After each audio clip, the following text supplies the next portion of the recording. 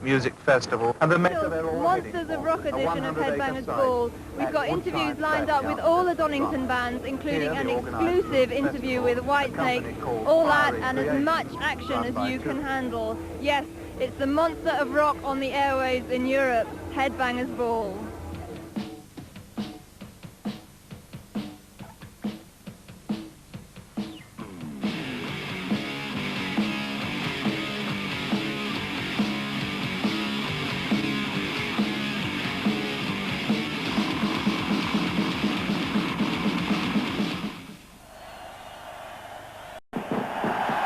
Okay, that was Iron Maiden with the Clairvoyant there, a video that was filmed in 1988 when they headlined here.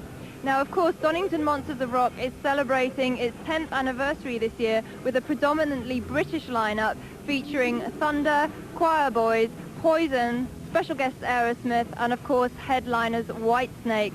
Now, Whitesnake actually played here in 1981 and headlined for the first time in 1983. Now, of course, the festival has been a make or break for many bands. I think we can safely say that it contributed to the early success of Motley Crue, Guns N' Roses, Whitesnake themselves and Dio, but it's also been the downfall of some bands who've disappeared from trace after playing here. Whatever happened to Touch, Riot and Anvil? Well, of course, we're going to wonder now how the first band on the bill today are going to fare. Here they are, Thunder. Obvious question, how did it go today for you? Fine. Really good.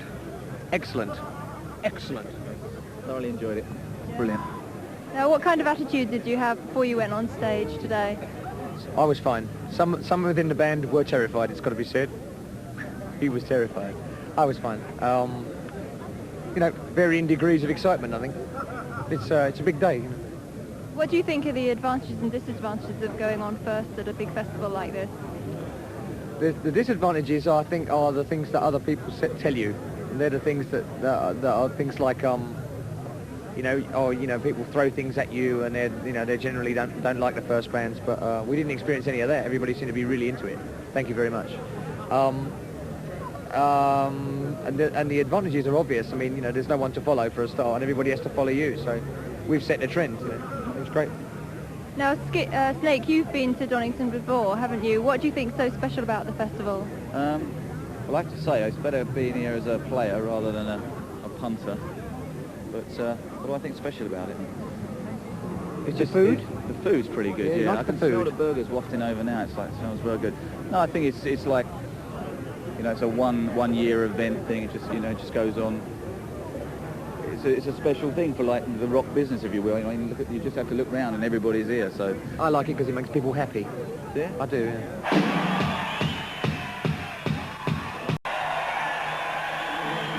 Okay, here we are in the backstage area at Donnington, and as you can see, it's only very select people that get through here. A mere 3,000 passes have been issued, and of course the place to be is the MTV tent. There's a world focus that comes here that you don't see. Even when they have the Monsters of Rock in America, it's so spread out, it becomes watered down after you do too many of them. And when you do one thing and you do it right, you make it special. I mean, if you look around here, and I'm sure you've had this camera out here, you know, throughout the day, you'll see people from everywhere. I mean, this is a major event. And the world's attention focuses on Donnington, even more so than the rest of the European monster shows.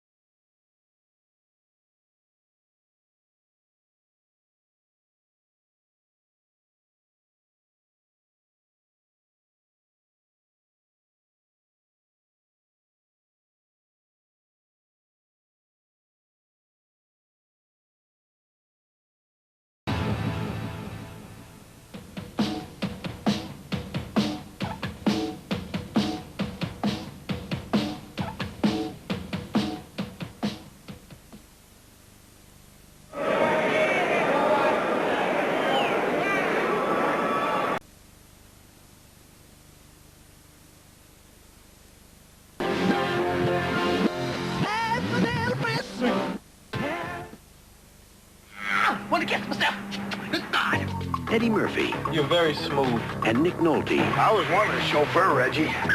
have a lot of catching up to do. Look, I got 48 hours to bring this guy in. History.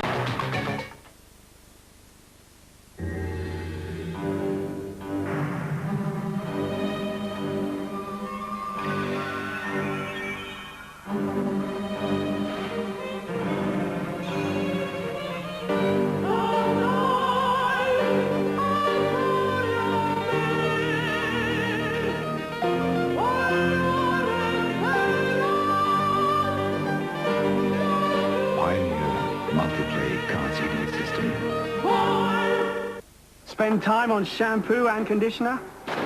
Take 2 bottles into the shower.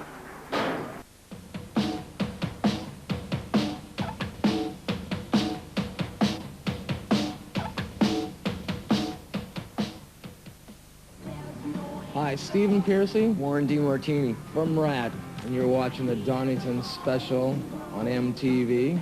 It was great. 1985, we had the opportunity to play Donnington and ZZ Top, quite a few of the bands, and hopefully we'll be back with the Detonator tour soon enough to play Donnington. And this is the first single and video from a Detonator album. It's called Lovin' You Is a Dirty Job. It was amazing, you know, it was great, you know, see all them hands up in the air when we're playing, it's great. Best feeling in the world. That's why it's probably one of the best jobs in the world. It was great. It's now you can say, we've been here before as punters, you know, and like coming back to a crowd like that, it was great, it was really good. Yeah, I was going to say actually that this must be really like a dream come true for you, because you've been going a little while now, and to actually be on stage at Donnington this year must be like a great dream come true. Yeah, I mean, of course it is. We've done so many things now that I just never thought would happen. Like, you know, we played with the Stones, we played with AEROSMITH like 4 or 5 times now. It's just, I think it's basically we're still punters at heart. I thought, you know, I mean, we still get a kick out of it, you know. Why do you think that it's just happened so quickly in the last 18 months or so? We didn't have a record deal before that. I don't know. That's basically it, I think. Well, I think we always knew we could sell records. It's just that nobody would give us a chance before, you know. But obviously you think it's something to do with timing and management and so on? Well, you know, I mean, it's just our first album and stuff, so it was like, we'd always had a good live following. You know, it's just like to take it one step further, like getting the record out, you know, and the record's doing brilliant everywhere. We're having a great time with it, you know. What do you feel is so special about Donnington as a festival? It's always been an event, you know. I mean, it's a great because it's like, you know, as you can see, like everybody comes here just for the lig, really. Nobody actually watches the bands. You know. It's quite sad, really, isn't it? No, I mean, when I came, yeah, I never seen one band. I just drank in all these free tents. Okay, welcome back. The Headbangers Ball is still rocking away at Donnington Monsters of Rock 90, and we're now backstage at the MTV hospitality area, and I'm going to remind you of how to enter our fantastic Monsters on the Road competition. And as if you didn't know already, the first prize is this fantastic 1100cc motorcycle. It's a Yamaha motorcycle, and it's very, very easy to enter the competition. All you have to do is name the current albums of these 4 bands, and in fact there are 4 bands that you can see on the Monsters of Rock tour across Europe, and that's Poison, Vixen, Choir Boys and Thunder. And put your answers on a postcard along with your name, address and phone number, and send them to the usual MTV address. Monsters on the Road competition, MTV, P.O. Box 1384, London NW1 0HW. And get your answers in really, really quickly. Now, coming up after the break, we're going to bring you Poison.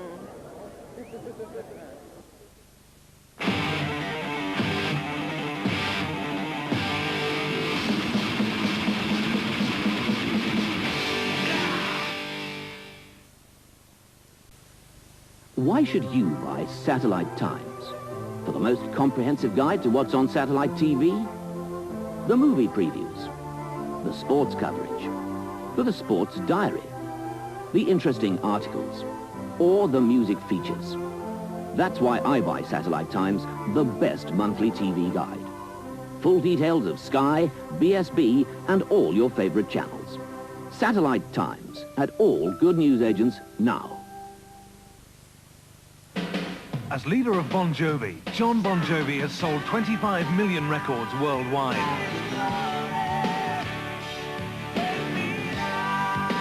Blaze of Glory is the new album written and performed by John Bon Jovi.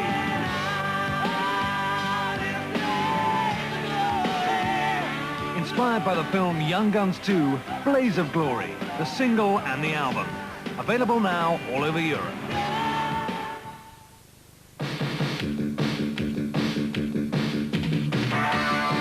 What's it all about? It's about making a statement. About being you. Whoever you are, wherever you want. The Braun Independent helps make it easy. Without a cord, it heats up fast to give your hair a style that's yours alone. The Braun Independent 2000. It's you, whoever you are.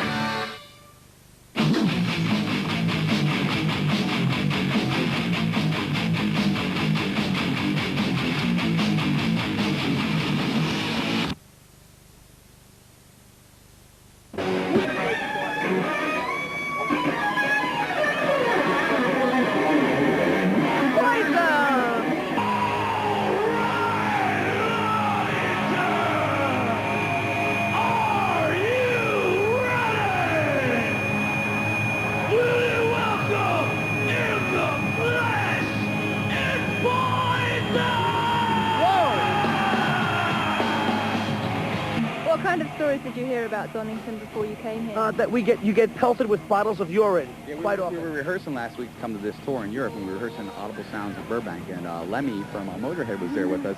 And Lemmy said, listen, when they start throwing the bottles of piss at you, they love you. Before I was going up to the stage, I was walking on, we were talking about this earlier, I couldn't get my breath. You know what I mean? I couldn't breathe in right. I'm like, something's wrong, I can't seem to catch my breath, you know, but it was, I really, really loved it. The fans were very supportive, and during every rose, they were singing it so loud, I couldn't even sing it. You know, they were singing louder than I could sing it back, and I got to tell you, it's we're looking forward to really coming back over here and bringing our whole show, and it was great. I got to tell you, I was back doing my vocal warm-ups, and I looked over. I wasn't nervous until I looked over and seen the crowd. And when I seen the crowd, it's when it started. I was like, I mean, I couldn't, you know. Then, you know, the choir boys were on. They did a wonderful job. Then we came on, and the crowd just responded very well, and you know, we went through a couple, we even did some jams in the middle of Poor Boy Blues, just going back and forth and stuff, and we were just having a great time. And I think if you have a great time on stage and the fans know it, they have a good time. Meaning, if you're on stage and you're hating it and you're hating life, they can tell you don't want to be there. But we loved it, and we loved being on stage, so it was very cool. You know what was impressed me quite a bit? The Concorde just flew over, and I swear to God, I could not believe how loud that was. It's actually freaked me. Now I want to get a guitar tone just like that. It's actually louder than CC, believe it or not. It's actually louder than my, you know, so I'm very impressed. I want to meet the makers of the Concorde. Maybe they can build me an amp. You know, I don't know what it was like in years past because we've never been here, but when we got in here, everyone treated us great. The bands are mixing and mingling, and Jimmy Page is over here talking to Joe Perry's talking to CC, and it was just, it's wild. You were presented with your gold disc today for that's right. Yeah. That was the highlight. Yeah, that's right. The highlight is that we sold gold in England here. And that's a wonderful thing, 100,000 copies, and I keep buying it because if you sell 200,000, I think you get 2 of them. So just keep going. Now, what are your plans for the rest of the day? It's almost twilight. The day's almost gone. It's time to drink. We're going to have a few beers, talk with the Whitesnake guys, coax Steve Vai, because he's very shy about going out on stage. I'm going to talk to him and say, come on, Steve, come on out, you can do it. And it'll be great. And where do you go from here? Stockholm. On the rest of the monsters, yeah? We drink. We just drink and drink. We're just going to keep drinking. We're just going to... No, that's a standard thing to say. I think we're just going to... I don't know, we're going to go to Stockholm, and we're going to go to France. Going to Spain and Italy. Spain, Italy. Bologna. We're going to go to Bologna. Bolognese sauce. We're going to go to Germany. It's a lovely Lyonnaise dish. And it'll be a lot of fun, and I guess that's it. Someone call us so we can go. Oh, they're calling us right now. Okay, that was Guns N' Roses, surely one of the highlights of the 1988 Donnington Monsters of Rock. And after the break, we'll be back to you with the highlights of our show, AEROSMITH, and an exclusive interview with David Coverdale of Whitesnake. And maybe we'll find out the truth about Steve Vai. So don't go away.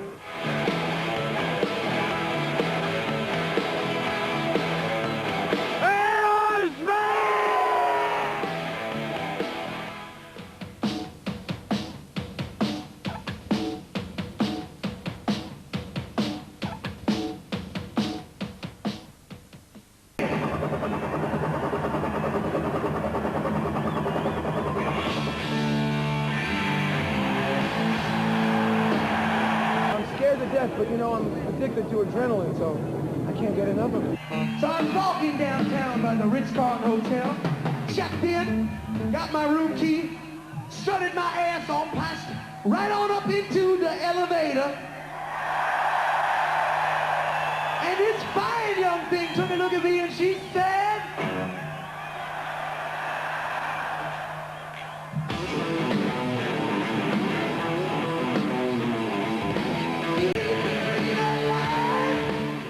Zeppelin, I think, was a big influence on us. You know, I mean, that old blues style rock and roll.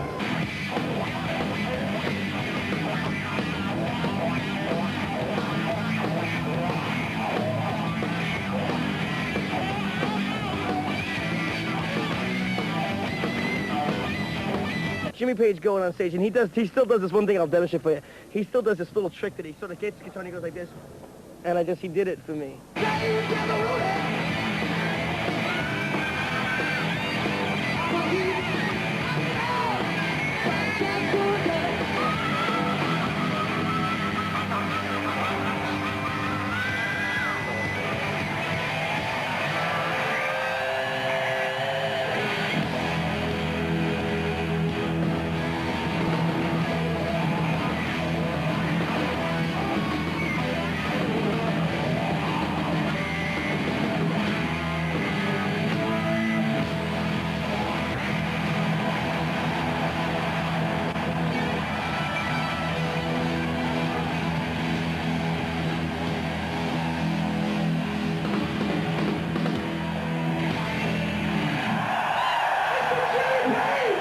On Saturday, August the 18th, AEROSMITH played to 77,000 people at the sold-out Donnington Monsters of Rock Festival. But tonight, at the Marquee Club in London, they're playing their smallest club gig for many, many years. They've just got one of the best sounds. They kick ass, totally, you know. Steven Tyler's one of the best live performers. Yeah, we did the MTV Unplugged show the other day, which was, you know, with acoustic guitars and a small audience. And, you know, the atmosphere was just really thick in there, and we really got off on it. So we're looking forward to that happening at the Marquee. It's just a bit more intimate, isn't it, in the club? But, you know, it's the same thing, us getting off and them getting off and everybody getting on.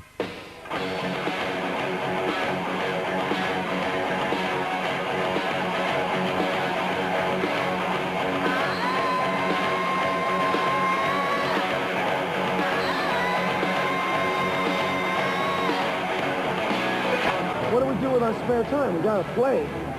So, you know, any club that'll have us, we're there.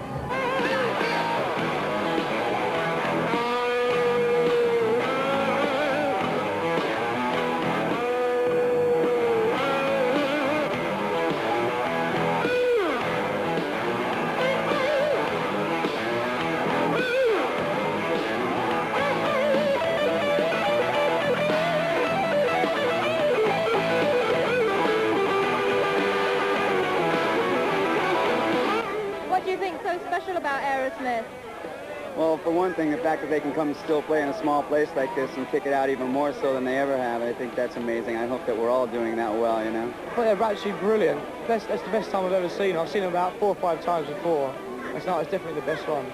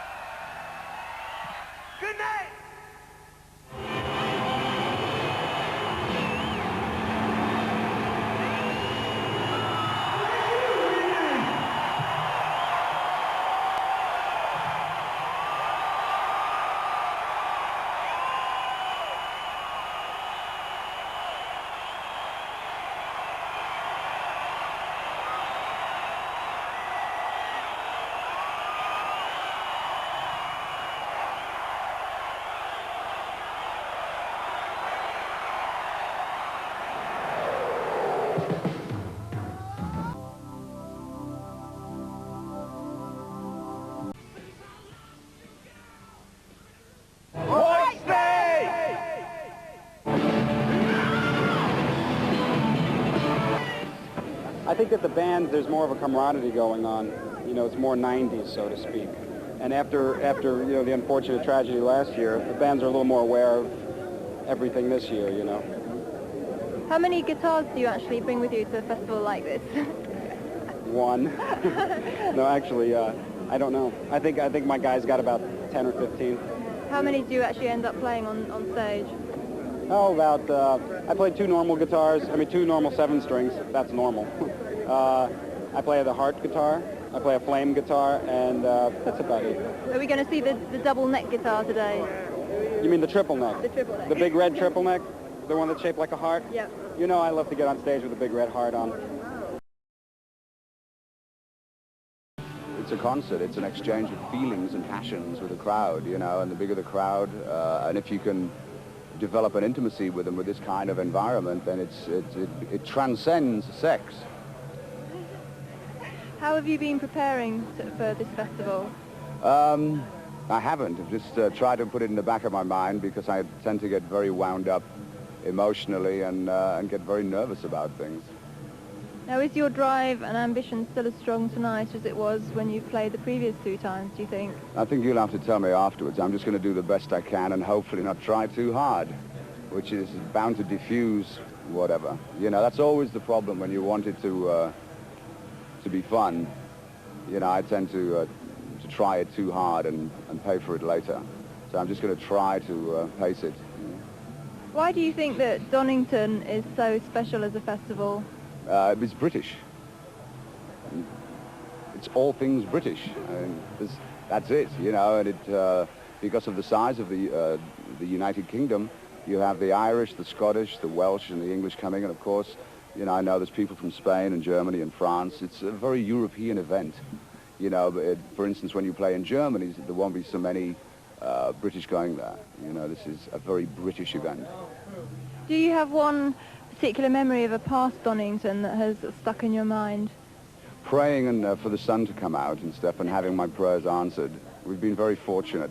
When at 81 it poured down with rain when we were special guests of AC/DC, apart from when we were on. So that was, we were in God's good books that day, and evidently today, because when I woke up this morning it was pouring with rain. But now we've got beautiful sunshine, so it's going to be okay.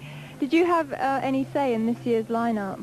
Yeah, I wanted Thunder and the Choir Boys because I think the finest of new British rock. I think they're definitely going to develop into to something which is a crossover, a transatlantic crossover, very comfortably if they get the right support, because it's all there. It's all there. Spike, Danny, the great vocalists in a great British tradition. Poison are a great fun rock band, and AEROSMITH, of course, have been quality from day one. You know, I think it's a great, even though diverse, it still has a common denominator that the audience can enjoy. I'm very excited with it. I'm really pleased. A couple of older songs, but also I have to bear in mind that my new musicians don't have anything to do with that, going that far back. So I mean, I have to respect the fact that we have to present some of the newer stuff as well. But there are certain songs which I think will be pleasing for the kids. But if we perform and write, of course.